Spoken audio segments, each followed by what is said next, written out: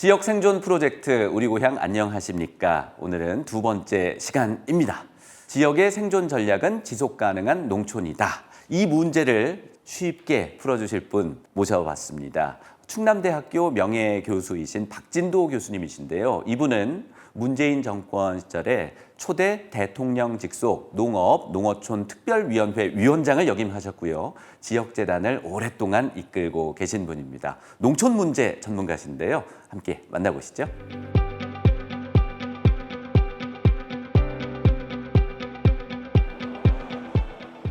안녕하세요.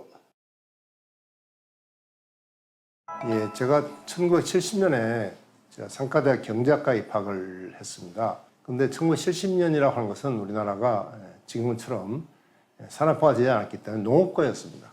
말하자면은 전체 취업자의 한 절반 정도가 농사를 짓고 있었고요. 그리고 우리나라의 그 국내 총생산의 한 4분의 1 정도가 농업에서 나왔습니다. 그러니까 농업과라 할 수가 있죠. 그러니까 경제학도로서는 당연히 농촌 문제에 관심을 갖는 것은 자연스러웠다 이렇게 말씀드릴 수가 있고요. 다만 그 이후에 우리나라가 급속히 공업화되면서 많은 경제학자 또는 경제를 공부한 사람들이 농촌을 떠났죠. 떠났는데 저는 좀 모자라서 농촌 농업부대에 남아서 지금까지 일을 하고 있습니다. 네, 이 책인데요. 아시는 것처럼 지금 지역 소멸이라는 것이 우리 사회에 큰 화두가 되고 있습니다. 그런데 지역은 저는 소멸을 할 수가 없다, 소멸될 수도 없다 생각합니다. 왜냐하면 거기 사람이 살고 있으니까요. 그런데 다만 문제는 뭐냐면은 지역이 살기가 점점 어려워지고 있다는 얘기죠. 사람이 떠나고 있다는 얘기입니다. 그럼 왜 사람이 떠나느냐? 그건 수도권과 지방의 격차, 도시와 농촌의 격차 때문에 생각합니다. 그런데 그 격차가 자연스럽게 생긴 것이 아니고 국가가 그동안에 대도시 그리고 대자본 중심의 그런 정책을 써온 결과라고 생각을 합니다. 그 다음에 또 중요한 것은 지역이 자연스럽게 소멸하고 있는 것이 아니라 소멸을 강요당하고 있다고 저는 얘기를 하고 있습니다. 지금 지역의 사람들이 떠나고 일자리가 없고 여러 가지 어려움이 처해 있는데 그 가장 큰 이유는 주로 수도권과 지방 간의 격차 때문에 생겼습니다. 그런데 그런 격차가 자연스럽게 생긴 것이 아니고 국가가 그동안에 중앙과 그리고 대자본 중심의 경제 성장 정책을 취해왔기 때문에 그렇다고 생각을 합니다. 더군다나 지금 이렇게 도시와 농촌의 격차가 심함에도 불구하고 정부가 거의 손을 놓고 있다 이렇게 얘기할 수도 있습니다. 왜냐하면은 오늘 아침에 그 한겨레 신문에 식품 사막 또는 장보기 난민 이런 그 기사가 났습니다. 그 기사를 보면은 우리나라의 행정리 3만여 개 행정리 중에서 약 4분의 3이 가게가 없답니다. 그리고 읍내에 가더라도 가게가 없는 행정리가 3분의 1이 된다고 합니다. 그런데 그에 반해서 우리가 아시는 것처럼 서울은 먹고 쓰는 것이 넘칩니다. 그리고 얼마 전까지 우리가 새벽 배송 얘기를 했는데 이제는 그것도 뭐냐 당일 배송이 되고 있습니다. 자, 나라 한 곳에서는 물건이 넘치고 당일 배송까지 되는 마당에 시골에서는 물건을 살 수 없는 그런 상황이 된다고 한다면은 누가 시골에 살겠습니까? 그런 의미에서 시골은 소멸되는 것이 아니라 소멸당하고 있다. 그래서 그것을 소멸 강요되고 있다. 그런 의미에서 제가 이런 책을 썼습니다. 소멸 예를 들면 있는 거죠. 우리 사회에서 필요가 없는 건 소멸되게 되어 있습니다. 그런데 농촌이나 지역에 필요성이 없는 것은 아니죠. 여전히 필요합니다. 그럼에도 불구하고 거기에 사람이 살지 않는 이유가 뭘까 하는 걸 우리가 따져봐야 된다 하는 얘기고요. 사람들이 떠나는 이유를 따져보면은 결국은 대도시와 지방의 격차, 농촌과 도시 격차 때문이다. 근데 이 격차가 자연스럽게 생긴 것이 아니고 국가 정책에 생긴 것이다 하는 얘기고 그 정책의 결과로 생긴 것을 그 정책으로 메워줘야 되는데 그 정책이 제대로 작동하지 못하고 있으니까 결국은 점점 농촌이 살기 어려워지고 격차가 더 커진다. 그러면 사람들은 특히 젊은이들은 농촌 떠날 수밖에 없다는 거죠. 그런 의미에서 강요되고 있다고 얘기를 하는 겁니다. 그러니까 지역 소멸이라는 게요, 사실은 우리가 쓴 말이 아닙니다. 이게 일본 수입품이거든요. 그러니까 2014년에 일본에 처음으로 지방 소멸이라는 말이 나왔습니다. 그런데 그 지방 소멸이라는 말도 보면 무슨 얘기냐면 일본의 많은 시정촌이 2040년까지 없어질 것이다 한 얘기입니다. 그러니까 시정촌, 우리말로 하면은 시군이 되겠습니다. 시군이 없어진다고 해서 그곳에 살고 있는 사람이 없어지지를 않습니다. 그래서 그것을 가지고 우리가 소멸된다 얘기한 것은 옳지 않다. 몇몇 지방자치단체가 합병을 통해서 없어질 것이다. 이렇게 말하는 것은 맞지만 그것을 가지고 지방이 소멸된다, 지역이 소멸된다는 것은 맞지가 않다 생각하고 특히 거기에서 열심히 지역을 살리기 위해서 또는 지역 발전을 위해 노력하고 있는 분들이 많이 계십니다. 그런 분들로 보면 굉장히 모욕적인 발언이죠. 나는 이렇게 내 지역을 살리려고 하는데 우리 동네가 없어진다고? 그럼 내가 여기서 무슨 일 하는 거야? 이런 생각을 하게 되겠죠. 뭐 다 하시는 것이 어렵죠. 아까도 말씀하신 것처럼 장보기도 어려운 거고 뭐 시내 한번 나가려 해도 버스가 하루에 한 번밖에 없어서 어렵고 또 아이들 학교 보내기도 어렵고 뭐 병원 애 낳으려 해도 뭐 말하자면 산부인과도 없고 다 모든 것이 어려운 게 현실입니다. 그건 뭐 부정할 수가 없고요. 그래서 한번 따져보면은 1970년부터 한 2020년 50년 동안에 우리나라의 농촌 인구, 특히 면인구는 3분의 1 이하로 줄었습니다. 그러니까 말하자면은 한 1,500만 정도 되던 것이 400만 정도로 줄었거든요.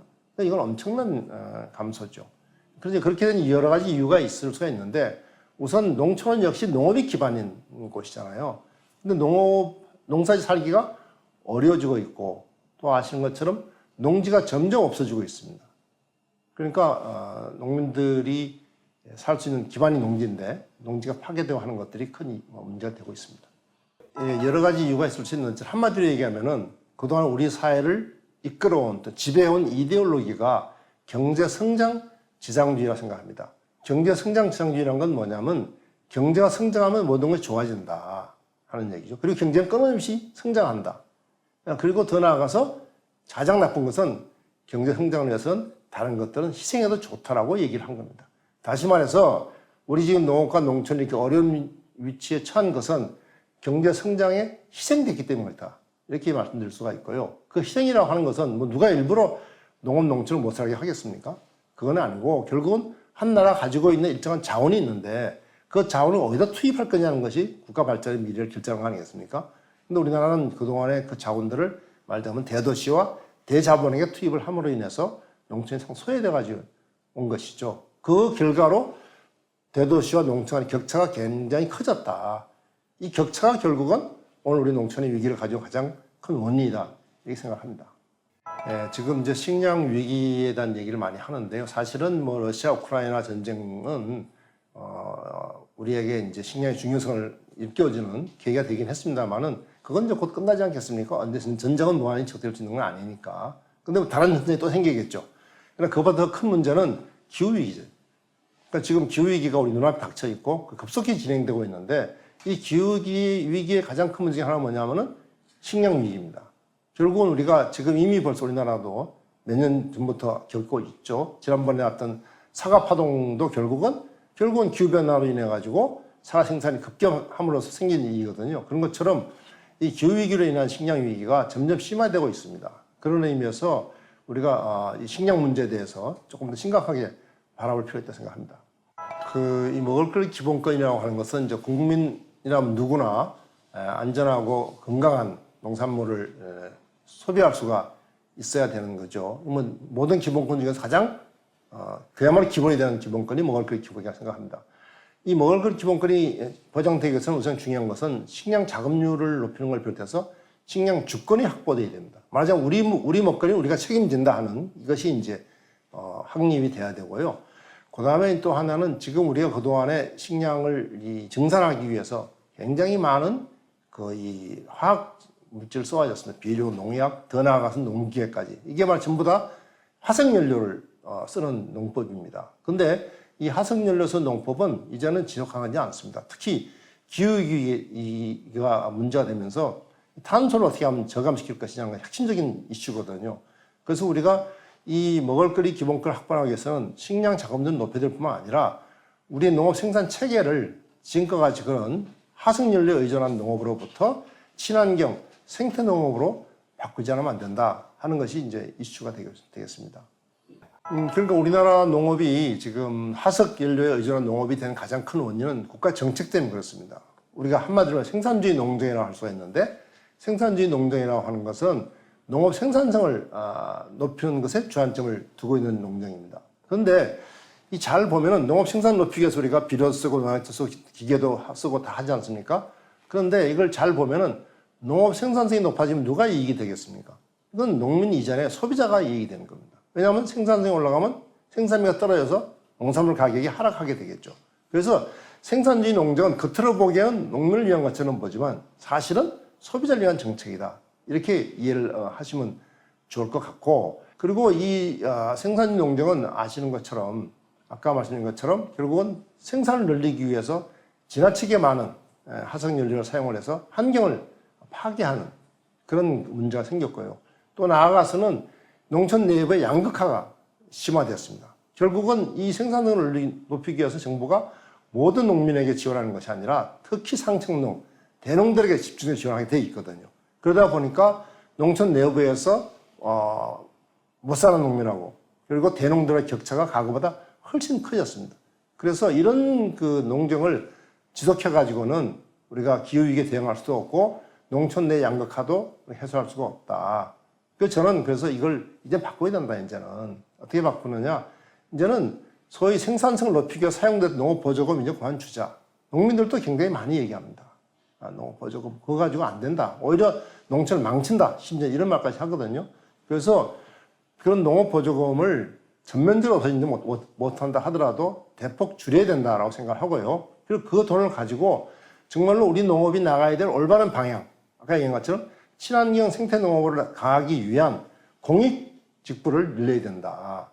그러니까 돈을 더 쓰는 것이 아니라 기존의 농업 예산을 농업보조금으로부터 농민들이 공익적인 활동을 하는 것에 대해서 직접 지불을 해가지고 농민들 소득도 올리고 농촌도 변화시키는 게 좋다. 이렇게 생각합니다. 우선은 그 농민들 그리고 농촌 주민의 생활이 안정돼야 되겠죠. 그 농민들이 그동안에 간행농업으로부터 친환경 생태농업으로 전환되는 것에 대해서 그 농업보조금을 줄여가지고 그 보조금을 가지고 농민 1인당 월 30만 원 이상씩 지불할 수 있다고 봅니다. 현금으로 지불을 하는 거죠. 물론 그냥 주는 것이 아니라 그냥 그는 공익 활동을 하는 것에 대해서 돈을 주니까 아무것도 안 하는 사람은 받을 수가 없을 겁니다. 그렇지만 농민들은 이제 돈을 주게 되면 그런 활동을 하게 되겠죠. 그게 첫 번째 하나 있고요.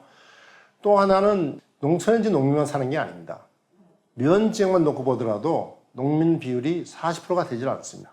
말하자면 농촌 지역의 대부분의 사람들도 비농민이고 비농업에 종사하고 있습니다. 근데 이 사람들이 굉장히 지금 어렵습니다 말이에요. 농촌이 아시는 것처럼 마땅한 일자리가 없다 보니 굉장히 어려운데요. 이런 농촌을 살려가기 위해서 필요한 방법은 뭐냐면 농촌 주민들에게도 수당을 줘야 된다. 왜 수당을 줘야 되느냐? 농촌 주민들이 우리 국토와 그리고 환경과 문화와 지역을 지키고 있기 때문이다. 만약에 그 사람들이 농촌을 지키고 있지 않고 모두 도시로 몰려온다면 어떤 결과가 생기겠느냐? 그런 의미에서 국토, 환경, 문화, 지역 지킴 수당을 농촌 주민들에게 주자. 이 돈도 마찬가지로 새로운 자원을 필요하지 않습니다. 왜냐하면은 지금 기존의 농촌 지역 개발 사업이라고 해가지고 또는 지역 개발 사업에서 엄청난 돈이 들어가고 있습니다. 뭐 도로를 닦는다든지 무슨 시설을 한다든지 여러 가지 사업을 하고 있는데 이게 별로 성과를 내지 못하고 있습니다. 그래서 그런 사업들을 말하자면 줄여서 폐지해서 그 돈을 가지고 농촌 주민들에게 주민수당을 주면 좋겠다. 그래서 결국은 저는 생각할 때 농민들에게 그런 농민들의 공익활동에 대해서 월 30만 이상의 돈을 현금으로 지급하고 그리고 농촌 주민에 대해서는 국토 환경 지역 지킴이 활동에 대해서 월 30만 원을 준다고 한다면은 그럼 저는 아마 농촌이 지금하고는 전혀 다른 모습이 될 것이다. 그리고 더 한 가지 보탠다고 한다면 그것은 단순히 농촌과 농민만 위한 것이 아니다. 왜냐하면 그것이 지역 화폐로 돌아간다고 한다면은 지역 경제 전체를 살릴 수가 있다. 예를 들면 아까 가게가 없다고 얘기를 했는데 왜 가게가 없겠어요? 물건을 살 돈이 없고 사람이 없어. 근데 농민들이 돈을 가지고 있으면 그 가게가 생길 것이고 또 말하자면 미장원도 생기고 식당도 생기고 여러 가지 일들이 생길 것이라는 얘기죠. 그런 의미에서 저는 쓸데없이 말하자면 국가 예산을 농업보조금이나 지역개발보조금을 쓰지 말고 농민과 농촌 주민에게 현금으로 직접 줘라. 이런 얘기를 하고 있습니다. 가장 중요한 문제는 이렇게 생각합니다. 이런 모든 것들이 되기 위해서는 결국은 우리 국민들이 또는 정치인들이 농업과 농촌의 가치를 인정을 해야 됩니다. 그렇지 않으면은 왜 그 농촌에 돈을 쓰지? 그게 밑바닥에 물 붓기 아니야? 이렇게 말할 수가 있겠죠. 쉬운 일은 아닙니다만은 결국은 우리 국민들이 농업과 농촌의 가치를 인식하고 이해할 수 있도록 어릴 때부터 교육할 필요가 있다. 그리고 우리 정치인들도 좀 가르칠 필요가 있다. 이런 생각을 합니다. 네, 충남대학교 박진도 교수님 말씀 잘 듣고 왔습니다. 마음이 가볍지만은 않습니다. 우리 농촌 문제라고 하기에는 문제보다는 좀 어려움이겠죠. 이 어려움을 어떻게 하면 해소할 수 있을까? 전문가분들 모시고 말씀 나눠보도록 하겠습니다. 농정 분야 전문가, 활동가 분이신데요. 농정연구센터 장민기 소장님입니다. 어서 오십시오. 네, 안녕하십니까. 농정연구센터 장민기 소장입니다. 농정연구센터는 농업, 농촌의 연구자들이 모여있는 네트워킹 기관이고요. 이제 올해로 31주년을 맞이하였습니다. 반갑습니다. 반갑습니다. 그리고 농촌과 시민을 잇는 역할을 하고 계십니다. 농사펀드 박종범 대표님 어서 오십시오. 네, 안녕하세요. 농사펀드 박종범입니다. 농사펀드는 도시 소비자와 지역에 있는 농부들을 연결하는 온라인 플랫폼이고요. 이 연결을 통해서 농부들이 안심하고 농사 지을 수 있도록 하는 일을 하고 있습니다. 가장 중요한 역할을 하고 계시네요. 사실 생산보다 더 중요한 게 유통, 소비자에게 전달하는 과정 투명하게 매우 중요한 일을 하고 계시네요. 그리고 앞서 우리 농촌 문제에 대해서 화두를 던져주셨습니다. 충남대학교 박진도 교수님 와 계십니다. 어서 오십시오. 네, 안녕하세요. 충남대학교 명예교수 박진도입니다. 지금 지역재단 상임고문 일을 하고 있고요. 조금 넓게 얘기하면은 우리 국민 모두를 행복하게 하기 위한 국민 총행복 재난 포럼의 이사장을 맡고 있습니다. 반갑습니다. 반갑습니다. 가장 이상적인 모습인 것 같습니다. 학교에서는 이제 학생들을 가르치고 후진 양성하고 이제 사회 참여까지 하고 계시면서 또 국가를 위해서 농정을 위해서 많은 역할을 해주고 계십니다. 장민기 소장님께서는 오랜 기간 이제 농촌 문제에 천착해 오셨는데요. 직접 농민들을 만나는 일도 많으실 것 같습니다. 농촌의 현실 어떻게 진단하고 계신가요? 아무래도 우리나라 농촌의 가장 큰 어려움은 아마 고령화라고 해야 될 것 같습니다. 예전같이 인구가 들고 나고 하는 그런 상황은 아니고요. 어느 정도 이제 고전된 상태에서 연령이 이제 계속해서 높아지는 그야말로 이제 고령화 현상이 가장 큰 어려움이라고 할 수 있는데, 이게 고령화의 그 결과로서 나타나는 현상이기도 합니다만, 결국 농촌의 활력이 떨어지는 부분, 그러니까 어떤 새로움이나 어떤 그 활동에 대한 그런 활기가 떨어지는 것이 가장 좀 어려움이 아닐까 이렇게 좀 생각을 하고요. 또 하나는 그 일반적인 것도 전체적으로 농촌의 인구가 감소하는 것도 있지만 특별히 저희가 이제 원격지라고 해야 될까요? 그러니까 조금 더 이렇게 경계부, 그러니까 읍면의 중심지가 아니라 거기로부터 좀 멀리 떨어져 있는 곳, 산골이라든가 뭔가 좀 그 사람이 살기에 좀 어려운 이런 지역, 이런 곳들이 훨씬 더 인구가 빨리 줄고 있고 또 그 안에서의 활기가 더 떨어지고 있는 점, 이런 것이 가장 큰 어려움이 아닐까 이렇게 생각을 합니다. 네, 박종범 대표님이 만나 뵙고 있는 농민들은 어떤 분들이신가요? 앞에 말씀하신 것처럼 고령자분들이 많습니다. 상대적으로. 그래서 농촌에서 청년이라고 부르는 분들은 이제 60대 중반이 농촌에서 청년인 농부들이고요. 저희가 만나는 농부들도 거의 80%는 고령자 분들이 많으시고, 그래도 20% 정도는 청년 농부들이 조금씩 생기고 있는 과정이라고 보여집니다.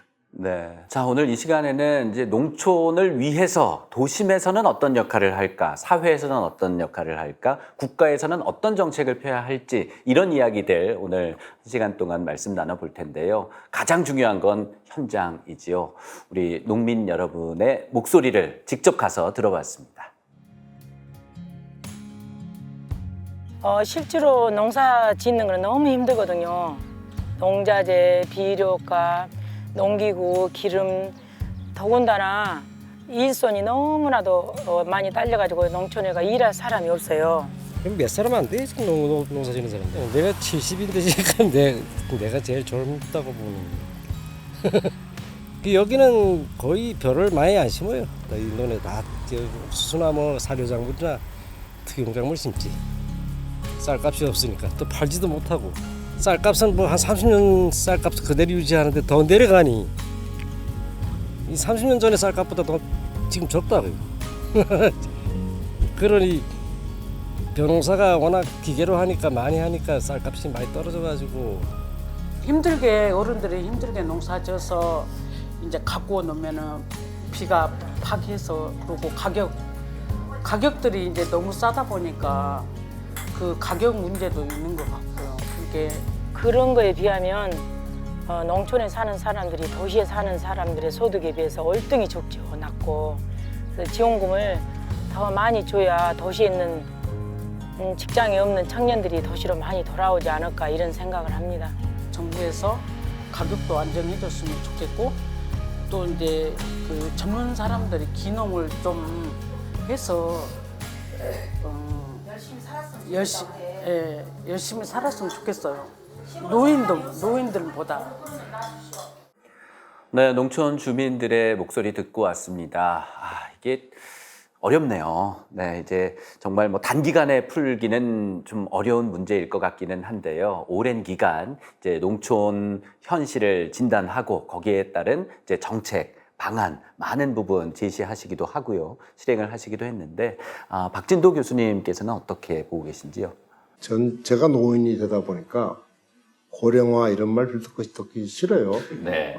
왜냐하면은 사실 뭐 65세가 지금 이제 우리 고령화 기준인데 뭐 도시에서 65세 넘은 사람들도 활동을 열심히 잘 하고 있을 뿐만 아니라 농촌에서 60 넘었다고 해서 사실 늙은이 취급하면 안 되거든요. 그분들이 여러 가지로 중요한 일을 많이 하고 있습니다. 그래서 저는 시골에 사람이 없다, 노인밖에 없다 이런 말을 들을 때마다 상당히 불쾌해요. 노인은 사람 아니냐, 그분들이 지금 얼마나 중요한 일을 하고 있냐 이런 말씀 제가 드리거든요. 근데 그 말은 무슨 얘기냐면 사람들이 너무 그 농촌을 쉽게 생각하는 것 같아요. 그러니까 말하자면 농촌이나 농업이 가지고 있는 가치가 있는데 이 가치를 너무 쉽게 생각을 해서 말하자면 값싼 농산물만 공급하는 것이다 생각하니까 힘센 젊은 사람들이 필요한 거 아닌가 이런 얘기를 하는데 사실은 농업 농촌에 가지고 있는 가치라는 건 단순히 식량만 생산하는 건 아니고 요즘에 특히 우리 국민들이 이게 필요한 그런 휴식, 휴양 이런 공간을 제공을 하고 있죠. 그리고 더 나아가서 보면 사실 우리가 선진국이 되었음에도 불구하고 조금 아쉬운 것은 우리의 정체성, 우리 문화 정체성이 상당히 위협받고 있다 이렇게 생각하는데 그런 문화 정체성의 뿌리가 사실 농촌에 있는 것이고 또 농촌이 농민들이 거의 국토나 환경을 보존하고 있고 또 지역사회를 유지하고 있고 사실은 이런 것들이 우리 국민들의 행복을 위해서는 반드시 있어야 될 것들이거든요.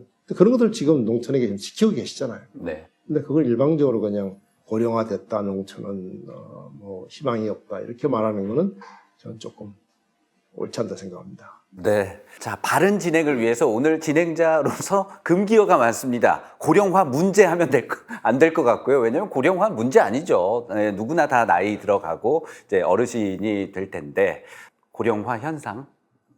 그건 괜찮을까요? 네. 그리고 오늘의 우리 타이틀 제목이 지역 소멸인데요. 앞서 기조 발언에서도 지역 소멸 아니다. 지역이 어떻게 소멸하는가?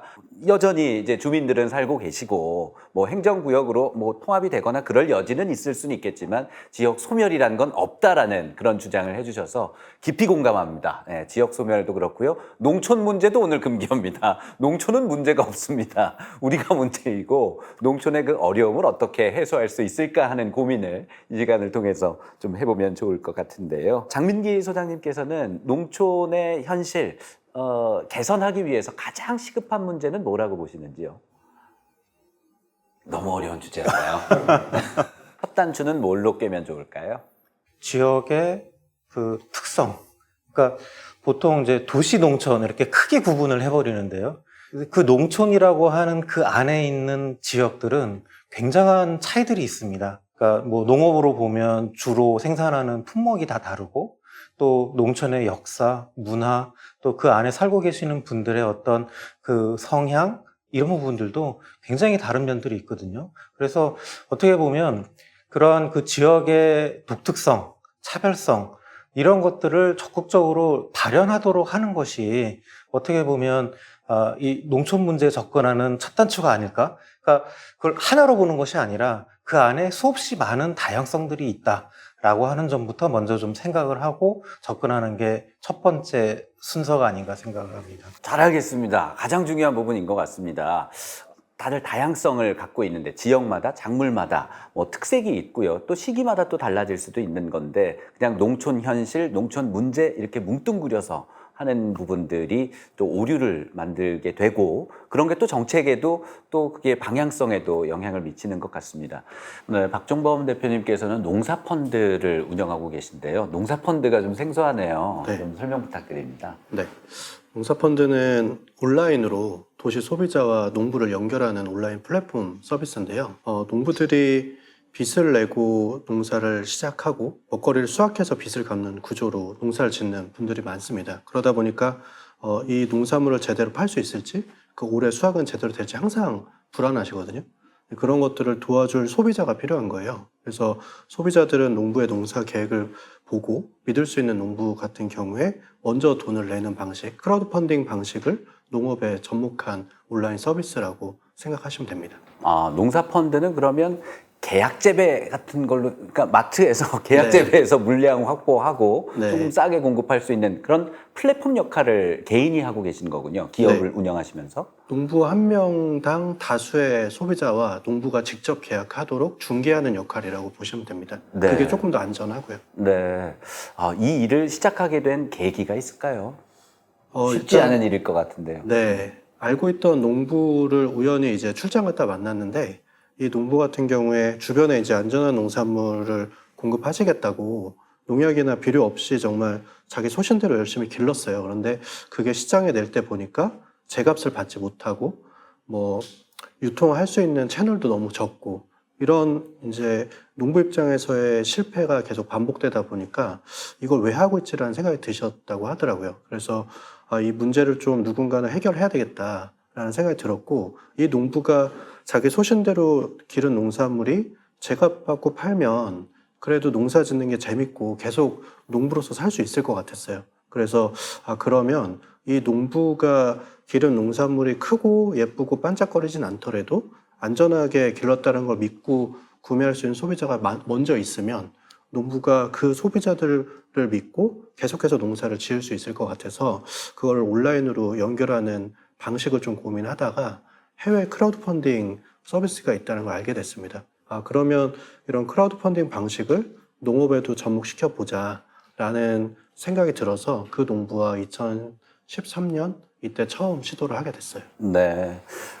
이게 규모의 경제가 농업에도 적용이 되면서 이제 전체 밭을 넓은 걸 이제 계약을 하고 이런 식으로 이제 대형 마트에서는 물량을 확보하고 또 첨가물 센터로 가고 다시 또 도매에서 소매로 내려오고 이런 구조가 현재 정착화돼 있는 것 같은데 이제 선진 새로운 시도인 것 같습니다. 근데 어려움도 정말 많으실 것 같은데 구체적으로는 어떤 작물들, 어떤 지역에서 이렇게 거래가 이루어지나요? 이제 전국에 이제 밭농사, 과수농사 하는 농가들이 많이 퍼져 있고요. 저희는 주로 여름에는 이제 복숭아, 자두, 살구 이런 과실 수확하시는 농부님들도 계시고 고구마나 감자, 강원도 같은 경우에는 감자 농부들도 많이 있습니다.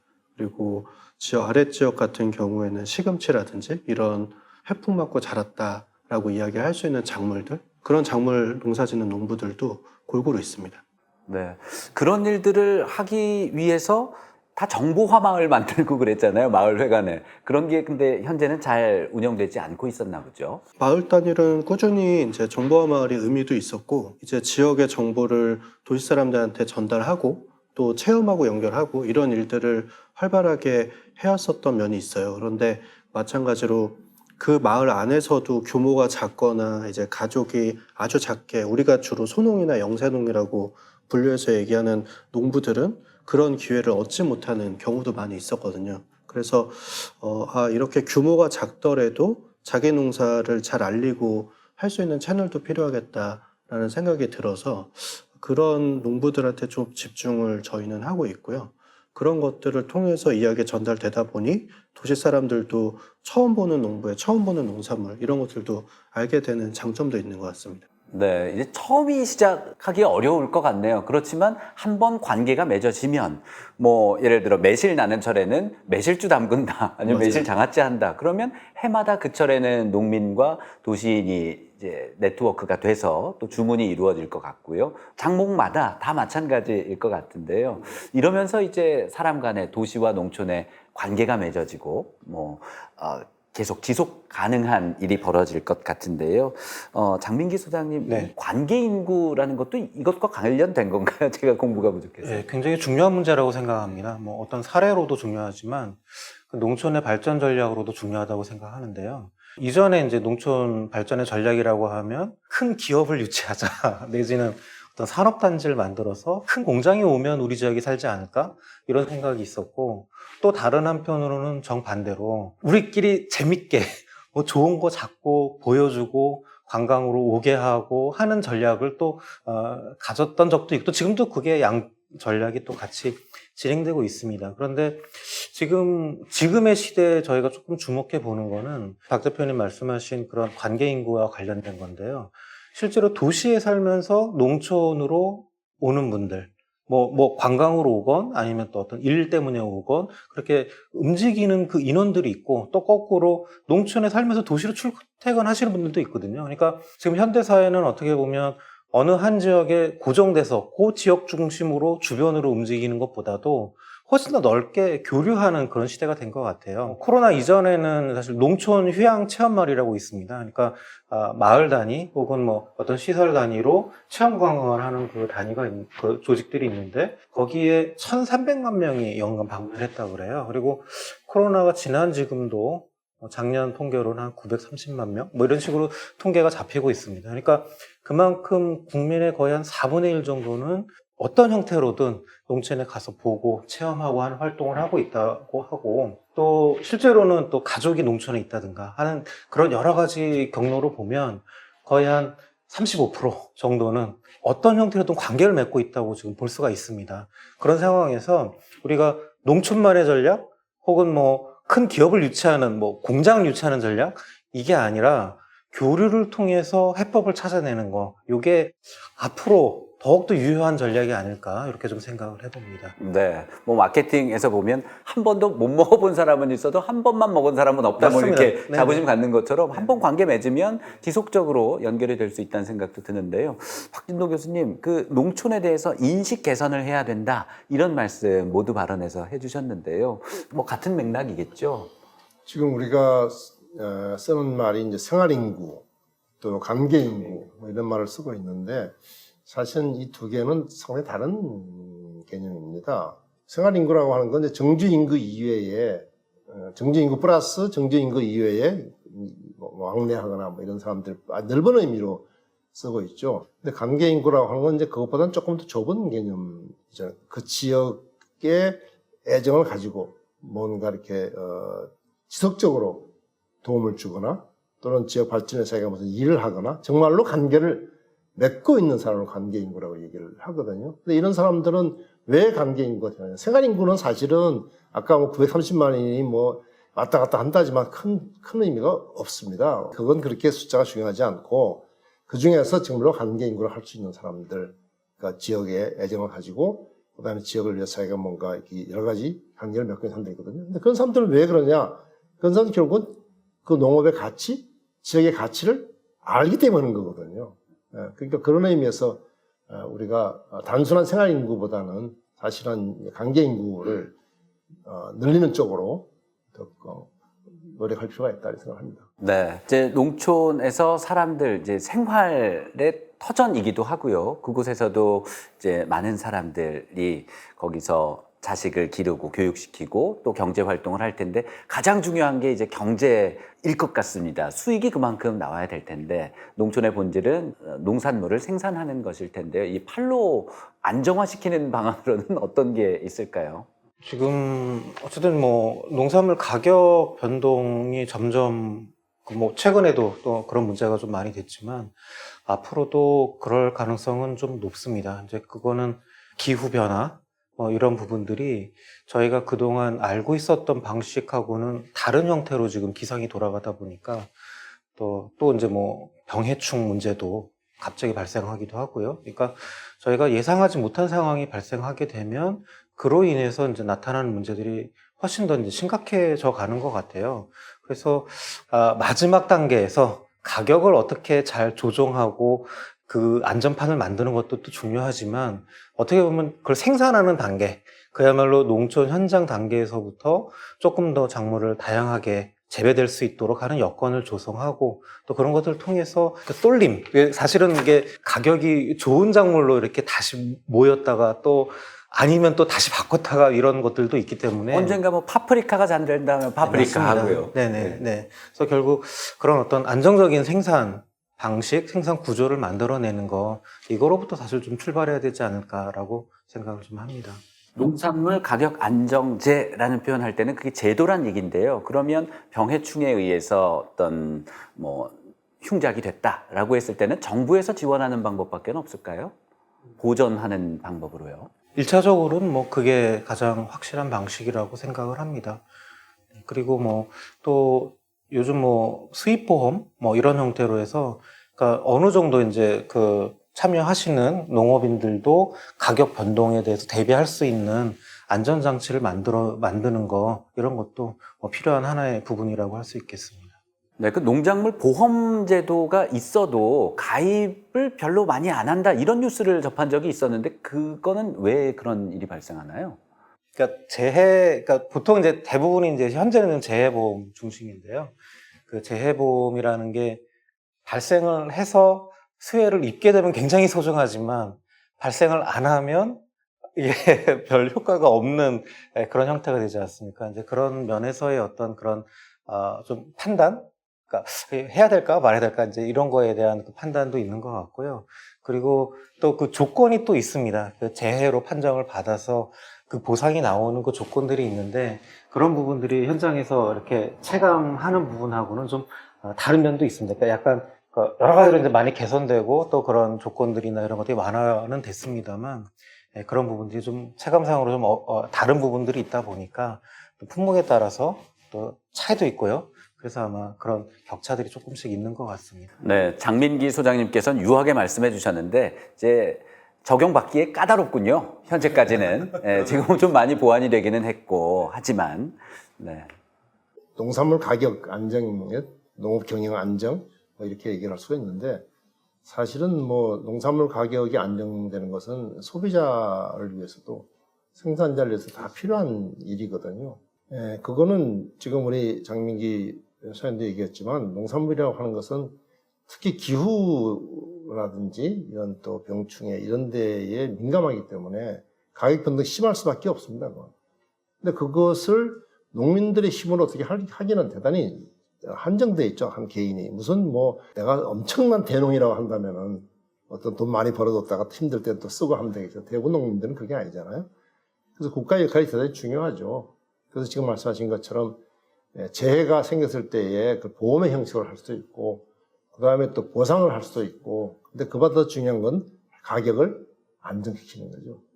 네, 앞서 이제 농작물 재해보험의 경우는 이제 가입률이 떨어지는 부분은 그만큼 농촌의 경제 여건이 어렵다고도 볼 수 있겠네요. 저희도 보면 가장 어려우면 보험 먼저 해약하잖아요. 어려울 때는 그런 것처럼 최소한의 보장을 위한 장치조차도 낼 수 없을 정도로 어렵다라는 인식도 할 수 있을 것 같고요. 그리고 이 부분에 대해서는 박종범 대표님께서 가장 민감하게 경험하고 계실 것 같습니다. 왜냐하면 농사펀드를 조성했을 때 그 가격을 소비자들이 보전을 할 것인가 하는 부분이 굉장히 민감할 것 같은데요. 네.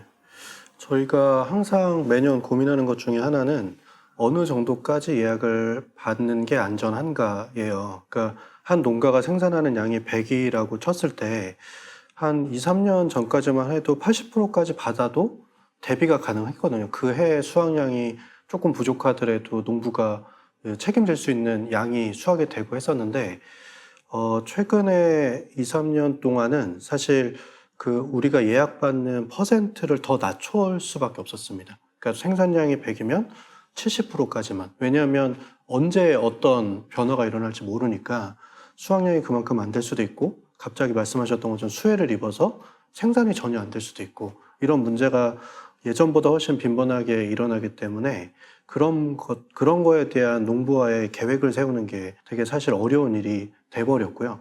예측하지 못하는 것들. 그러다 보니 가격에 대한 부분도 어느 정도를 받는 게 농부와 소비자한테 둘 다 적정한가에 대한 것도 항상 고민을 하고 있어요. 이제 어쩔 수 없이 이 재해를 입어서 약속한 농산물을 보내주지 못하게 됐을 때 그거에 대한 선택권을 이제 소비자한테 이제 선택지를 주는 방식으로는 대응을 하고 있습니다. 첫 번째는 내가 먼저 예약을 한 거를 받지 못했으니까 그거를 환불 받는 방식이 하나가 있고, 두 번째는 이 농부가 어쨌든 내년에도 농사를 지어야 되는데 이 위기를 잘 넘어서야 되잖아요. 그런 비용으로 쓰게끔 기부하는 방식, 이렇게 두 가지를 선택할 수 있도록 제안을 하고 소비자가 거기서 선택을 합니다. 저희가 통계를 내보면 80%의 소비자는 환불을 신청을 하시고 20% 소비자는 그래도 이 농부가 없어지면 여기서 이제 농부가 회복하지 못하면 원래 내가 먹던 걸 먹지 못하게 되니까 농부가 잘 회복하는 것도 중요하다 생각하시면서 기부하는 분들도 계세요. 그래서 이거는 궁여지책인 것 같긴 하지만 그렇게 지금은 저희는 대응을 하고 있습니다. 뭐 가격 문제도 또 있지만요. 이제 아까 제가 말씀드린 것처럼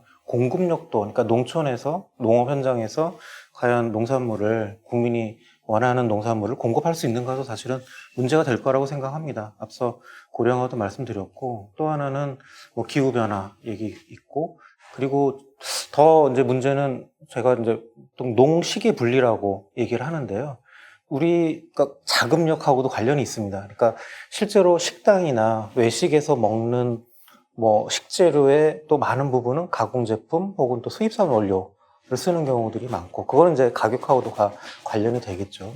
근데 그런 현상이 조금 더 이렇게 심화가 되면 결국은 그 농식의 분리라고 하는 것이 더 강해질 거고, 사실 뭐 우리는 아직 그런 상황까지는 아닙니다만 일본 같은 경우는 뭐 과일의 자급력이 40%대 떨어져 있는 상태거든요. 그런 정도로 실제로 우리나라 농업과 농촌에서의 농산물 공급력 이 자체가 어려워지는 것은 아닐까 하는 그런 우려감도 사실은 있습니다. 네. 장민기 소장님께서는 그런 안정화에 대해서 말씀해 주셨는데요. 그렇게 고안된 제도들이 있지요. 기존에도 그 농민 기본소득이니 뭐 농촌수당, 직불금 다양한 제도들이 제시되고 또 시행되기도 하는데요. 이에 대해서 경기도에서는 기본소득을 보장하는 농촌 기본소득을 운영하고 있다고 합니다. 현장에서 어떻게 정착되고 있는지 현장의 목소리 한번 들어보겠습니다.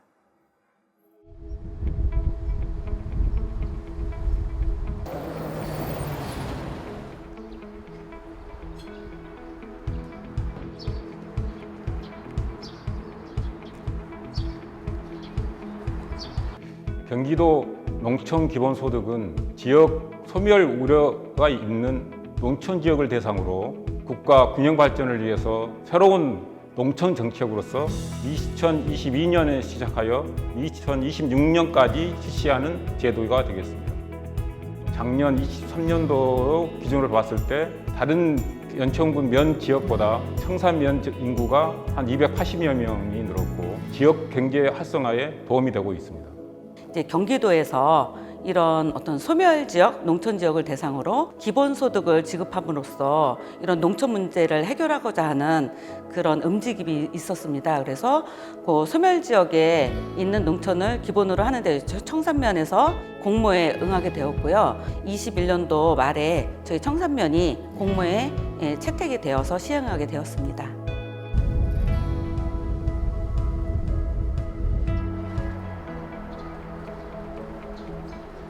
사람이 살다 보면 아플 때가 있어요. 그러면 병원도 가고 약도 사고. 제가 여기 영업을 하다 보니까 또 장도 많이 보고 가끔 가다 또 미용실도 가고 여러모로 참 잘 활용하고 있어요. 코로나로 인해 가지고 여기가 침체돼 있었거든요. 사업도 안 된 거니와 이제 어려웠었는데 이 농촌 기본소득이 실행을 하면서 농촌에 어려운데 도움 많이 됩니다. 청산면으로 이사를 하게 된 이유는 제가 경기 북부권에서 활동을 좀 자주 했었고요. 그리고 이제 들어오는 그 시점에 그래서 경기도 농촌 기본소득 사업을 하더라고요. 이게 매달 15만 원씩 주는 건데 이거 안정적으로 뭔가 좀 자리 잡을 수 있지 않을까라고 하는 그런 계기가 좀 됐었어요. 그래서 이쪽 지역에 이주하게 됐습니다.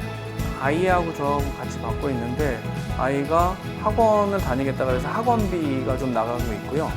도시처럼 도시가스가 있는 곳이 아니고 기름 보일러나 뭐 다른 연료 체계로 이제 난방을 하고 있는데 겨울에 난방비에 엄청 큰 도움이 되고 있습니다. 네, 농촌 기본소득이 적용되고 있는 경기도 연천군의 청산면 목소리를 듣고 왔습니다.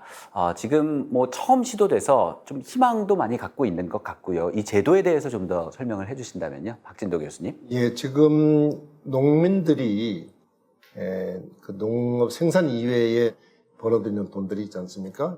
이전 소득이라고 많이 하는데 그 지자체가 주고 있는 농민수당이 있습니다. 이 농민수당은 거의 지금 많은 지자체들이 뭐 월 5만 원도 주기도 하고 좀 더 주기도 하고 이제 그런 것이 있고요. 그다음에 국가가 이제 요즘 공익직불이라고 해가지고 농민들에게 이제 지금 3조 조금 넘는 걸로 알고 있습니다.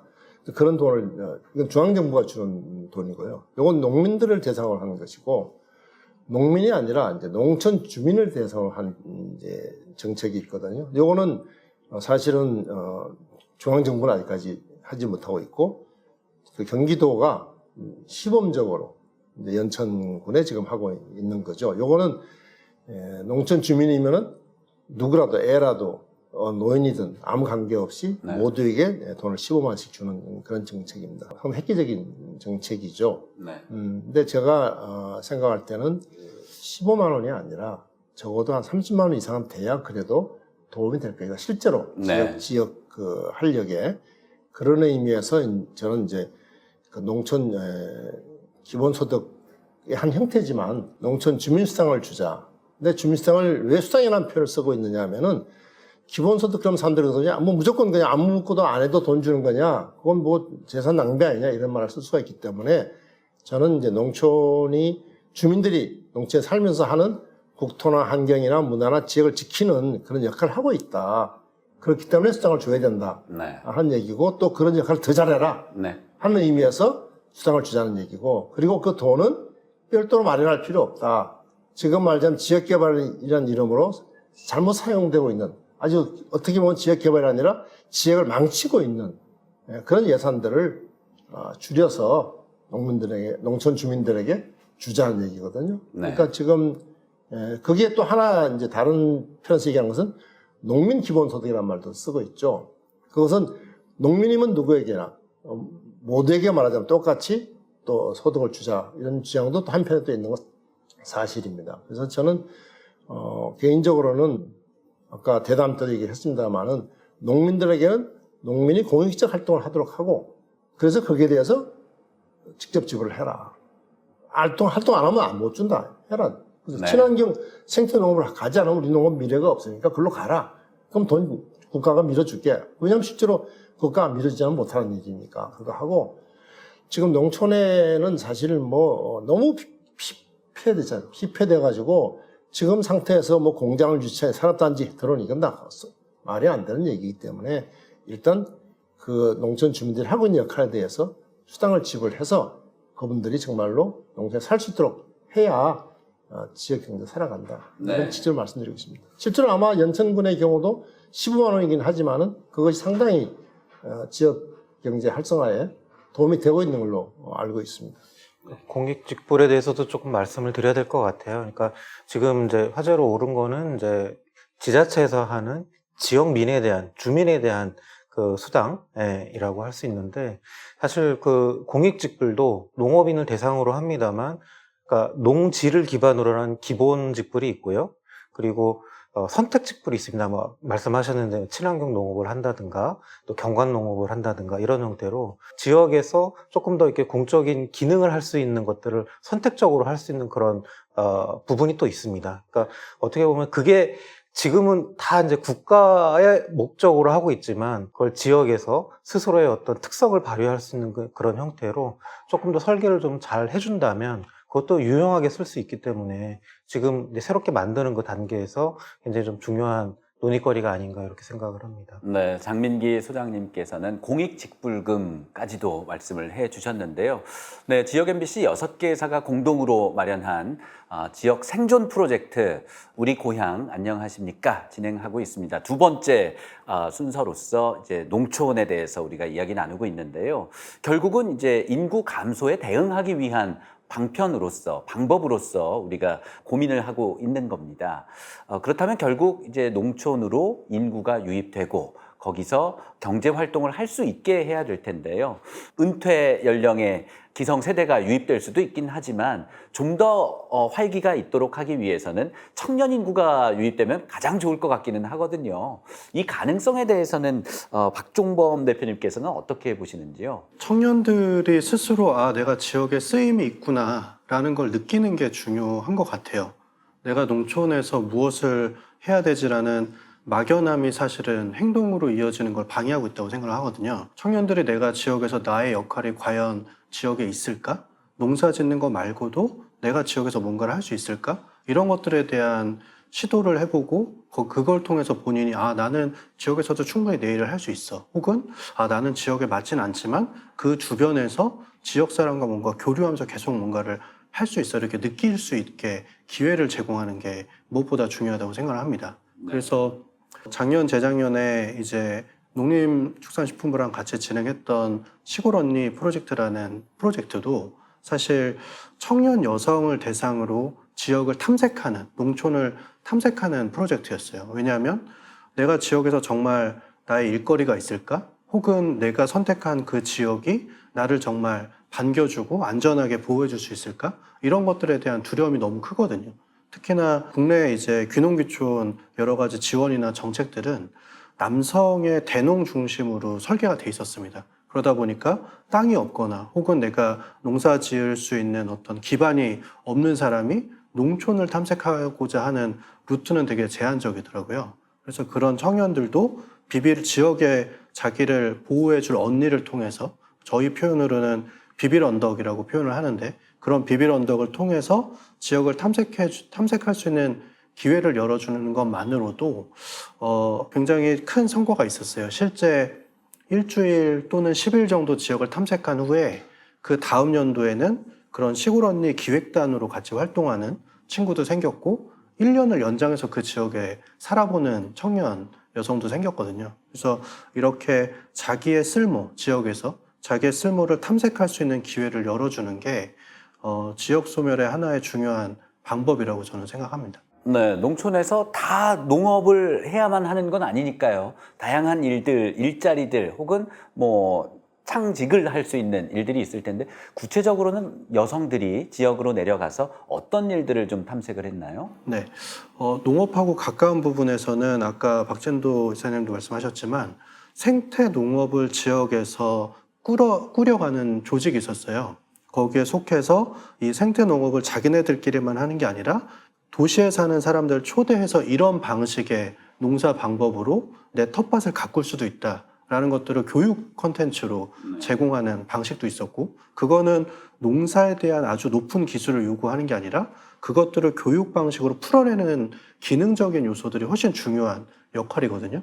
그 청년 여성은 그런 부분에 되게 특화돼 있었던 거예요. 그래서 그 부분에서 농사를 잘 짓는 지역의 농부님과 그걸 교육으로 바꿔서 도시 사람들한테 그 안내하는 안내자 역할로서의 기획자 역할을 하면서 지역에 정착을 하는 케이스도 있었고 혹은 농업은 아니지만 지역의 숲에 들어가서 명상을 하거나 치유를 하는 프로그램을 운영하는 역할을 그 지역에서 원래 그 친구는 도시에서 그 요가나 명상에 대해서 되게 관심 있고 오랫동안 그것들을 수련해온 친구였는데 이게 도시에 꽉 막힌 빌딩 안에서 하는 것보다 지역에 갖고 있는 자원이 이걸 훨씬 더 잘할 수 있게 도와주는구나를 그 탐색을 통해서 알게 된 거예요. 그래서 이제 울주라든지 혹은 충북의 괴산이라든지 이런 숲을 가지고 있는 지역에 가서 그런 역할을 하는 청년도 생겨나고 있습니다. 네.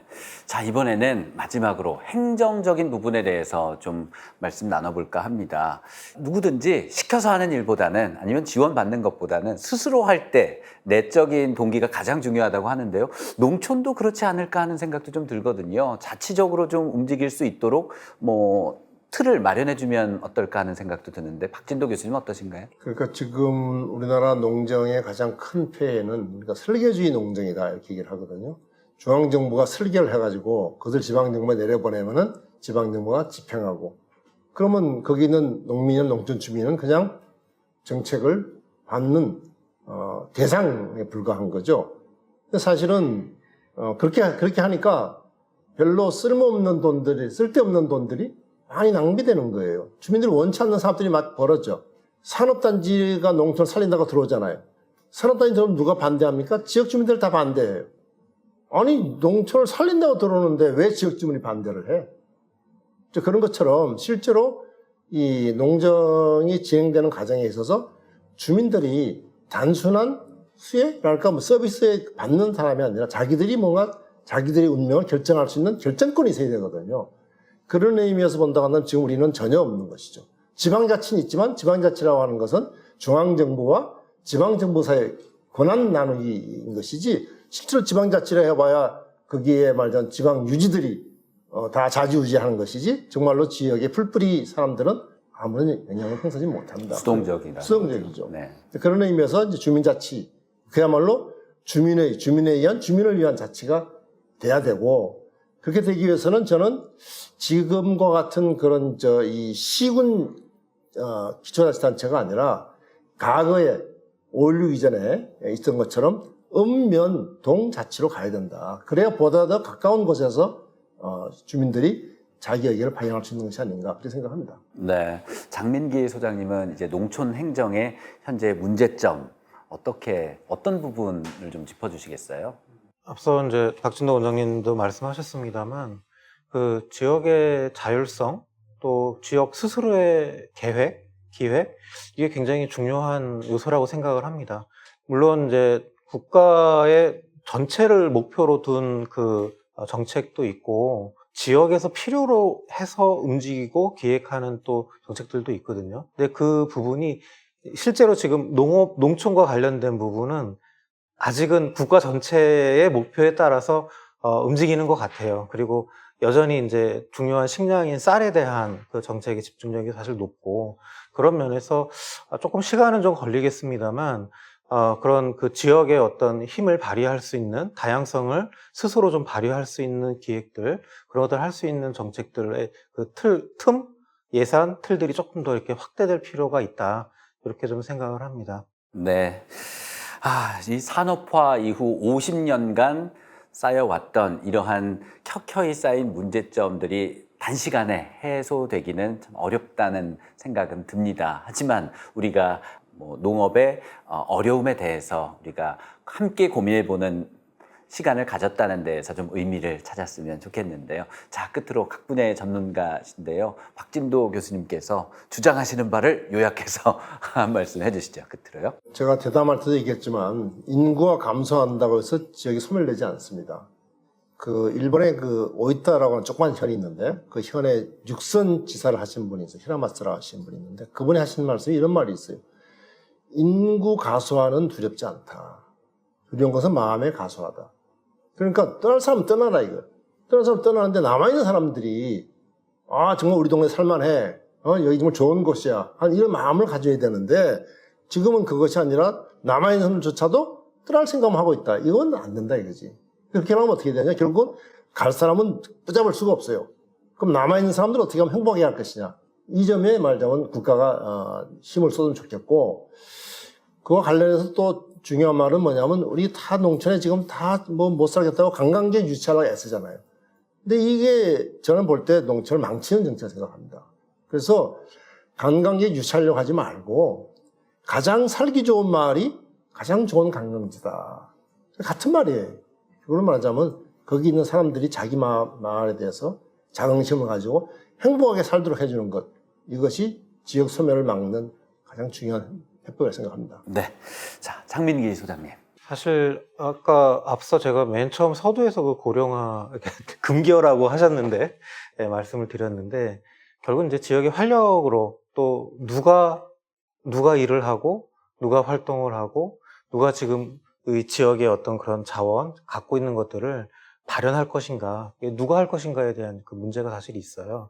근데 아무리 생각해도 청년이 온다고 해도 누군가 혼자서는 할 수 없다는 생각을 합니다. 그래서 청년, 미래 세대가 육성을 하는 그런 부분도 결국은 지역이 함께 해야 되는 문제라고 생각하고, 그런 부분들은 저는 이제 네트워킹이라는 말을 좀 하고 싶어요. 그러니까 일률적인 어떤 계획된 어떤 활동도 물론 있겠지만 서로 상호 관계 주고받고 하면서 발전해가는 그런 교류 또 네트워킹을 통해서 그러한 활동의 어떤 주체들도 적극적으로 이렇게 나설 수 있는 그런 계기들이 좀 마련됐으면 좋겠다.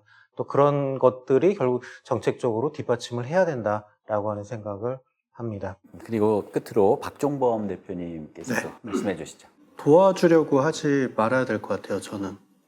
농부를 도와주자라는 표현을 되게 심심치 않게 보거든요. 팔아야 되는 숙명 때문에 그게 또 잘 먹히기도 하고요, 사실은. 마케팅 용어로.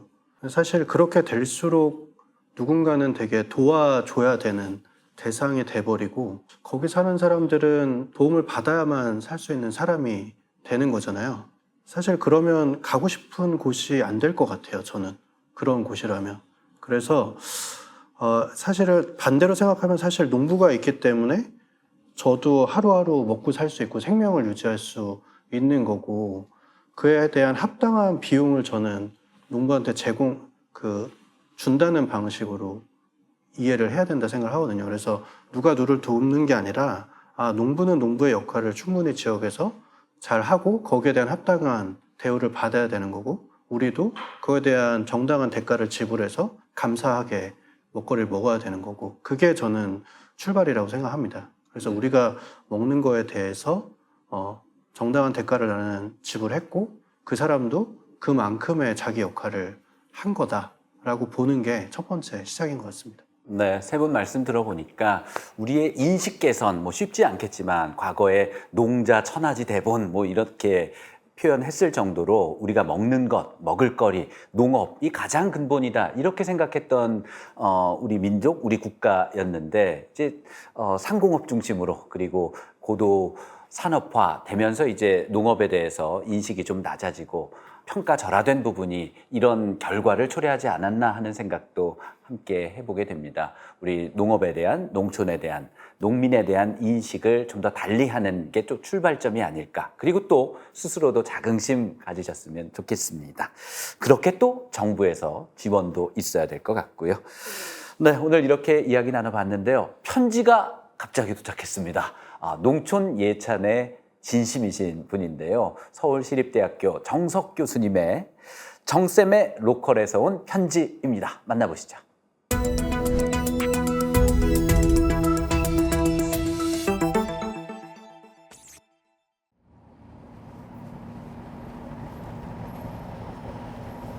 정쌤의 로컬에서 온 편지, 서울시립대학교 정석입니다.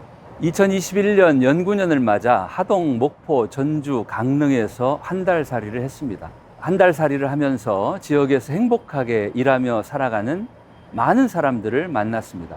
대학을 졸업하자마자 고향에 내려와 청년 농부가 되어 지난 20여 년 지리산 농부마을이란 이름의 농업 공동체를 일구고 있는 김정태 대표도 그중 한 사람입니다. 고향에 내려와 처음엔 혼자 농사를 지었는데 4, 5년 지날 무렵 농산물 파동을 겪었답니다. 마을 어르신들이 경운기를 몰고 청년 농부 집 앞에 와서 대체 어쩔 것인가 팔 데가 없는디 하며 탄식했답니다.